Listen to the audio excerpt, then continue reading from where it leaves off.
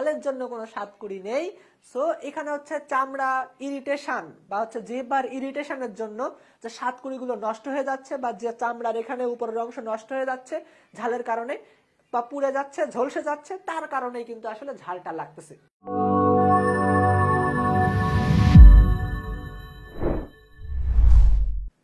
আসসালামু আলাইকুম, ই মাস্টারের পক্ষ থেকে স্বাগত। দেখো, তোমাদের বাসায় কিন্তু তোমাদের আম্মুরা প্রায় বলে যে এই খাবারটা একটু চেখে দেখতো বা খাবারটা একটু টেস্ট করে দেখতো লবণ হয়েছে কিনা, তাই না, বা ঝাল হয়েছে কিনা, তাই না, এটা কিন্তু সবাই বলে।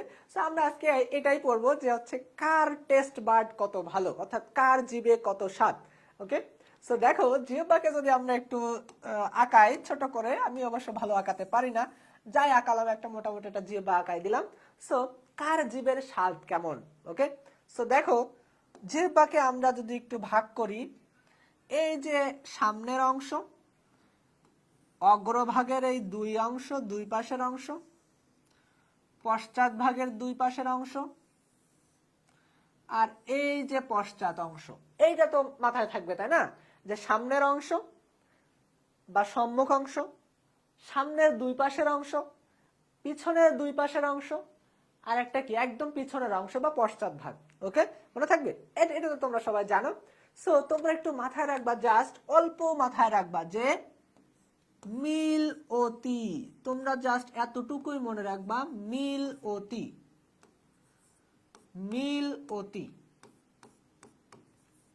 তাহলে টেস্ট বার্ড গুলো কি তোমরা এটা দিয়ে মনে রাখতে পারবা যে মিল অতি। ওকে, সো টেস্ট বার্ড গুলো আসলে এই যে ফ্লাক্স আকৃতির, টেস্ট বার্ড গুলো কি আকৃতির, ফ্লাক্স আকৃতির, এরকম এরকম থাকে সবের ভিতরে। জিহ্বা তোমরা দেখতে পাবা, জিভ বের করো একটু, জিভ বের করলেই দেখতে পাবা। সো ফ্লাক্স আকৃতির সাতকুড়ি। সো ফ্লাক্স আকৃতির সাতকুড়ির ভিতরে আমরা কি বলতে চাচ্ছি, মিল অতি। মিল দিয়ে মনে রাখ, ময়রস্যি দিয়ে হচ্ছে মিষ্টতা বা মিষ্টি, ল দিয়ে মনে রাখবা লবণাক্ততা,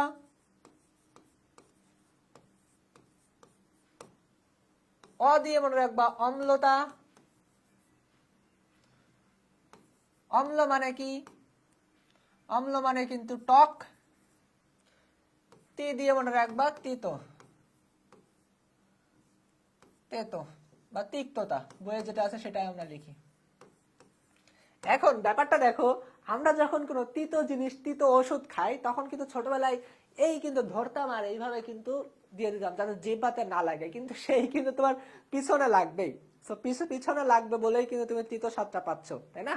বা তুমি যদি একটু দেখো যে আমরা কিন্তু অনেকে নাকের ড্রপ দেই, নাকের ড্রপ দিয়ে অ্যান্টাজল দিলেই কিন্তু, এইভাবে দিলেই কিন্তু তোমার গলায় চলে আসবে এবং জিহ্বার পিছনের অংশ লাগবে, তখন কিন্তু তুমি বুঝতে পারবে এটা হচ্ছে কি তেতো, তাই না। সো এটা হচ্ছে ব্যাপার সবার। তো তোমার বইয়ে যেভাবে লেখা আছে সেভাবে আমি তোমার জাস্ট বলে দিলাম যে মিল, অতি, মিষ্টতা, লবণাক্ততা, অম্লতা, তিক্ততা। ওকে, এইটা হচ্ছে তোমার জিহ্বার সাতকুড়ি। এবার তুমি তো বললে যে ভাই ঝালই তো বললেন না, তাই না। সো ঝালের জন্য কিন্তু কোনো স্পেশাল সাতকুড়ি নেই, কারণ ঝাল তুমি যদি এখানেও ডলো, এখানেও তোমার ঝাল লাগবে, তুমি যদি জিভেও ডলো সেখানেও ঝাল লাগবে। সো এখানে কি সাতকুড়ি আছে, এখানে কিন্তু সাতকুড়ি নেই। সো কি বুঝলে, ঝালের জন্য কোনো সাতকুড়ি নেই।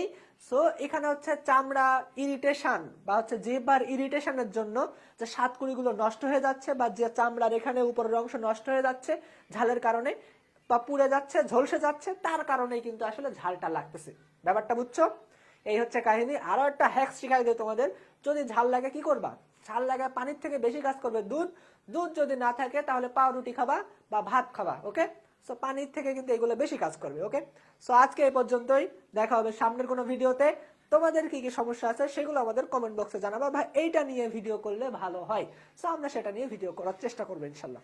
ওকে, আসসালামু আলাইকুম।